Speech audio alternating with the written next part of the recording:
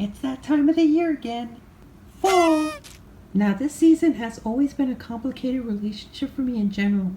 You know, the end of summer, the start of school, weather is getting chilly, days are getting shorter, nothing to look forward to except Halloween. Now, Halloween is like the only thing I look forward to this season.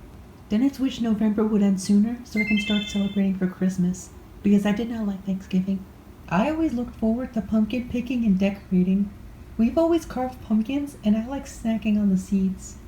My artistic vision was too much for the pumpkin. I'd also be looking through the catalogs that came in the mail, seeing how people decorated their houses and do it yourselves.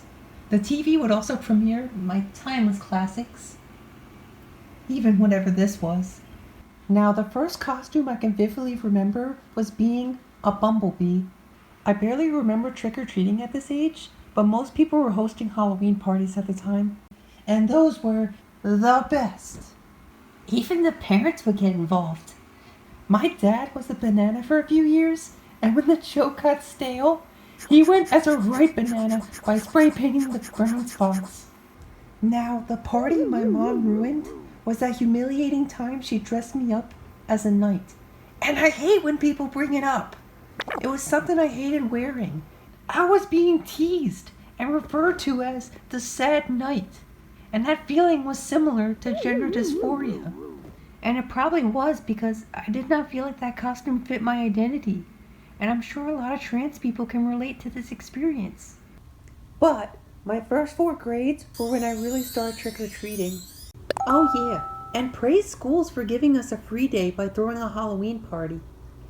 After school, I would go home and all my friends would squat up, and we just had the time of our lives that night. It was like a treasure hunt. I loved Halloween, and I looked forward to it every year. Until I graduated to the next grade, and I went as a zombie this time because being scary was the cool thing to do back then, and I completely did not have things figured out in my life.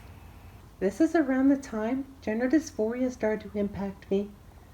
I remember in 6th grade, I would look through the Party City catalogs away from my family so I could secretly browse through the girls' costumes and make like a wish list. Heck, I'd hang on to it and keep it in my room.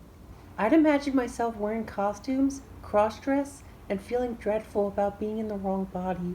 It was a lot of confusion for a child my age to deal with, and I didn't quite understand these things until I got older. This was also the time I got into scary movies, PG-13 of course, because I thought it made me brave and feel like a grown-up. Despite that it scared me most of the time, I had to watch it during the day.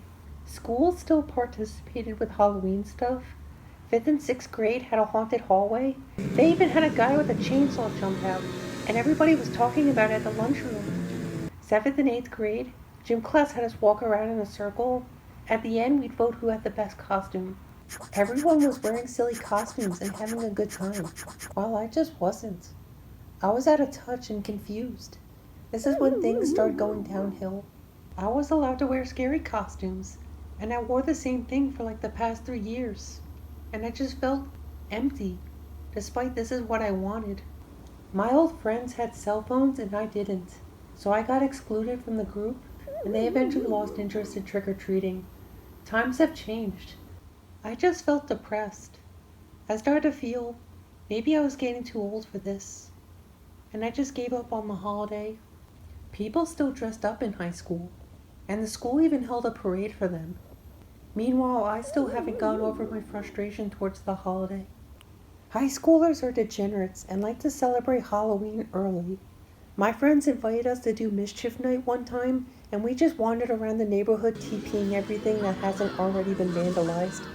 We'd sneak around and treat it like a stealth mission, because the last thing you wanted is an angry parent calling the cops on you.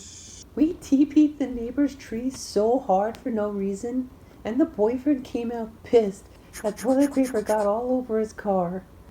Me and my brother would also browse Halloween stores as our night out, and I saw these cute ears, and I just wore those to at least feel included in my final year of high school.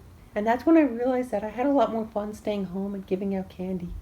Now, college was when gender dysphoria really took a toll on me, and it became clear why Halloween was so frustrating. I really felt like my body was hindering my enjoyment for the holiday, and I had to go with what was acceptable. I vented my emotions through art, and I tried to express myself as best as I could. I had that feeling like I missed out. It's hard growing up confused about my gender and having to select a costume that is considered tolerable from the wrong aisle. I at least completed my first Inktober. That was an accomplishment. Things have definitely gotten better after I moved, but I'm learning to move on from these things. I can't change what happened in the past, and it's just what can I do moving forward? It's really hard to decide on a costume because I have too many good ideas, and this is the first time I really got to choose a costume, and that freedom is very overwhelming for me.